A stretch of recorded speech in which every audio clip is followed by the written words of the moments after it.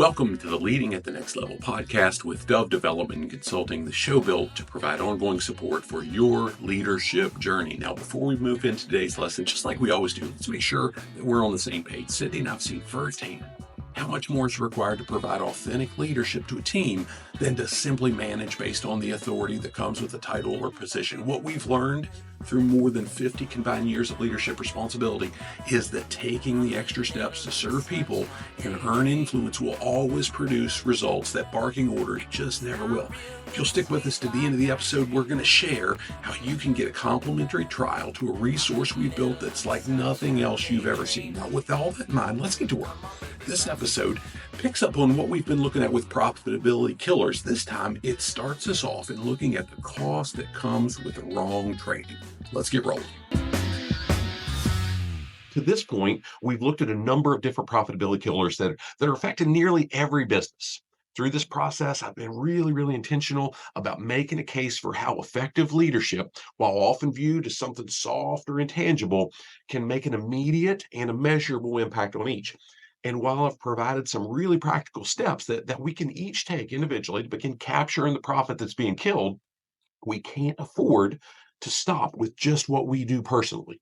We need to be able to train each key team member with any level of leadership responsibility to get those same kind of results as we would if we want to sustain or achieve sustainable gains on that bottom line impact that we make. So over the course of my career, gosh, I've been involved in filling probably 1,000 plus different roles. Many of those were positions where we hired external candidates to become part of an organization, but quite a few were done as internal job postings. Now, the one constant that I've seen across organizations and industries has been how rarely the individual filling that one role that we place them in through the process has had all of the skills that they would need to be successful long term.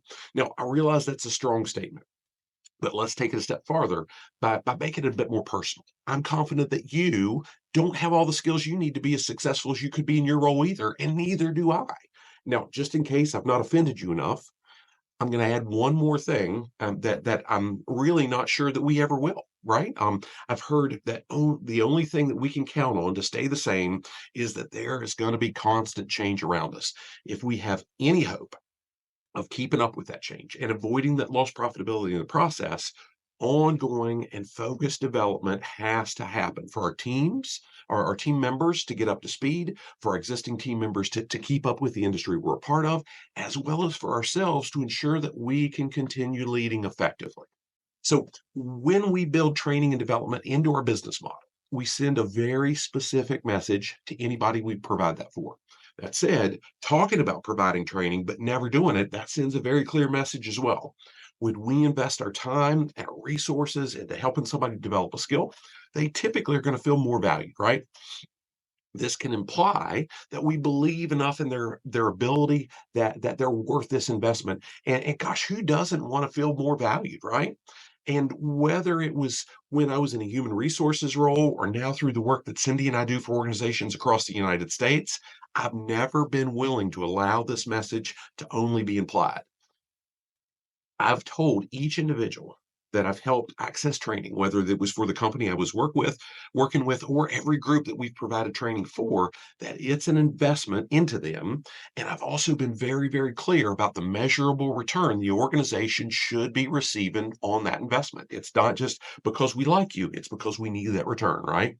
I've always believed that investing into a team member by providing them with the training and the development that they need to be more effective in their role yields multiple benefits. In fact, I've heard John Maxwell say it this way, that the only thing worse than training somebody that might someday leave the organization is not training someone and they stay indefinitely. Oh my goodness, that's terrible, right? To confirm that theory that I've had and what I've heard John talk about, I found this article though from Ottawa University. It was called Why Training and Development is Important, that really detailed what the author of that article referred to as the 5 benefits of training and development. Now, I'm not going to go into every detail about every single one here, but they suggested that our training team, that training our team members impacts each of the following areas. They said it impacts employee retention, developing future leaders, empowering employees, boosting workplace engagement, and building workplace relationships. Now, I don't think I really have to ask you how closely each of these tie to the profitabilities that are killers that we've been working through here.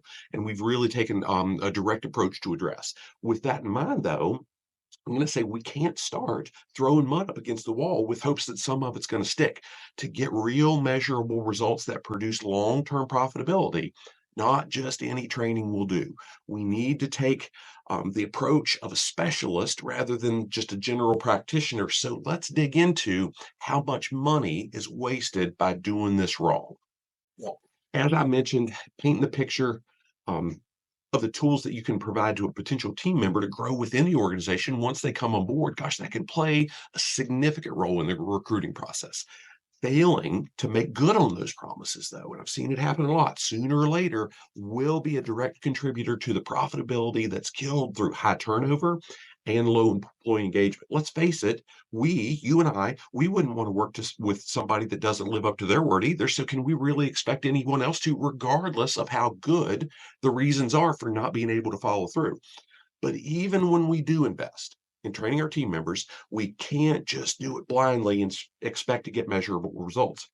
So I found an article from Business Wire, which is a Berkshire Hathaway company. I didn't realize that. It was called Employers Wasting Billions on the Wrong Training. It shared this: across the world, $130 billion is spent on learning and development programs. I believe that was annually. It went on to say research shows that only 25% of it is judged to be effective. The waste is attributed to a range of factors, including quality of delivery and uninspiring content. It is also likely that many staff are being trained to develop. Only $100 billion is wasted annually. Oh my goodness. Now, I'm not going to speak for you, but that much waste, it really makes me think back to when I was a kid and I was told to clean my plate because there were kids starving in other countries, and I can't waste the food, right? Now, I realize that's probably a stretch of an analogy, right? But that $100 billion that's wasted, it seems like a ton of money, especially when that likely doesn't come close to all the profitability that could be captured if the right training were provided instead. Now, if you take into account some of the thoughts that I've challenged you to consider, back when we looked at promotions and succession planning, it's not hard to recognize the need for different types of training. And well, that can vary from role to role. Some of those variances, I think, can be very, very clear. I can't imagine a company sending somebody in an entry level position through an executive level course on business operations, right?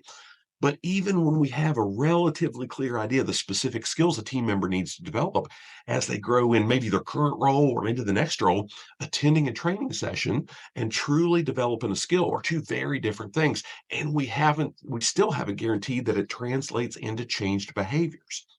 Doing nothing has its own costs, and doing the wrong thing kills plenty of profitability too. If we're going to realize a measurable return on our investment, earning engagement, increasing retention, and really driving productivity, we need to be sure that we're providing not just the type of training each team member needs.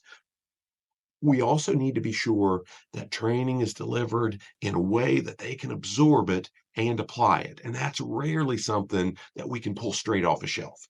So several years ago, while I was working with a group of extremely skilled employees in a construction company, one of the most senior guys in the group was grumbling about some of the more recent folks who had been fired or been hired. And he was frustrated because they didn't know everything that he expected them to know right away. And he shared that when I started, they showed you once and you better do it right from there on. And I proceeded to call BS and ask if he really thought that he came out of the womb knowing everything that he did after 20 years in the trade.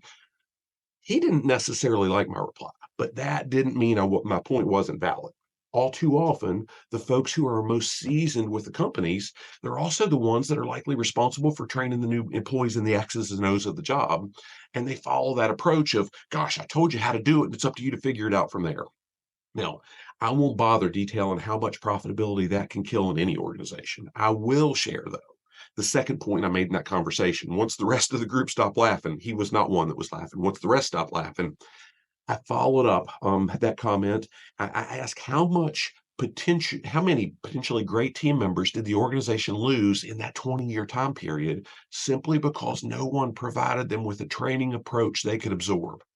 The room went silent. Nobody said anything, and it was kind of scary as they let it sink in. Now, if we're going to have any real hope of capturing that lost profitability that occurs when we've used the wrong tool, or in this case, type of training for the job, we need to be just as intentional about making sure the tool is being used correctly. Meaning, it won't matter how accurate the training is if the individual being trained doesn't receive the message. Now, I also remember a conversation fairly early in my career where somebody who had a way bigger ego than they had earned and was filling a role where they thought they had eminent authority over basically anything I did or anybody else around them did.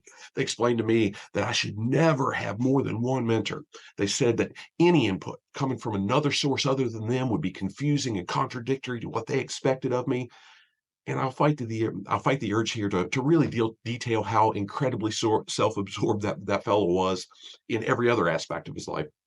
But I'm sure that one comment gives you enough perspective you can figure it out on your own. However, I'm going to share how that idea, if applied to how we approach training team members for any role in our organization, could kill just as much profitability as expecting somebody to be told something once and know all they're ever going to need to know. Now, since that point in time, I've been blessed with several outstanding mentors, all of which had very different experiences and provided me with advice on equally different levels. And each one played a critical role in helping me grow through my career. Now, just in case you're wondering, I was pretty quick to distance myself in every way I possibly could from that fellow that was trying to play God, and most everybody else around him did too over time. So let's tie all this back to how effective training can yield significant returns to the employer and to every employee involved in the process when we, excuse me, when we provide the type of training a team member needs to grow in their current role or their next role, we're not only helping them become more productive, we're also showing them that we truly value the potential that they bring to the organization. When we make sure that that training is provided in a way they can actually absorb it, retain it, and apply it, we greatly improve the odds of being able to measure that return. Now, to do either of those things well, though, we need to have a solid understanding of exactly who our team members are and where each one of them hopes to go.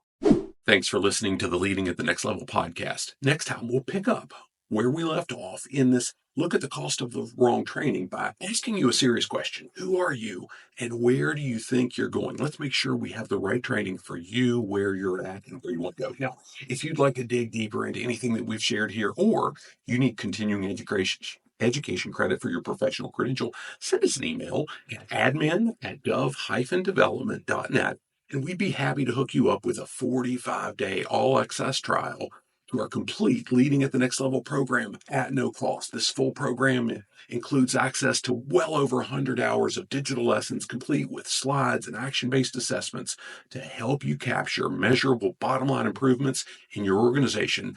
And we offer live lessons every month, new lessons that wrap up with Q&A that are never recorded. And we want to really work with you to help identify the specific action steps that you want to take to lead your team more effectively.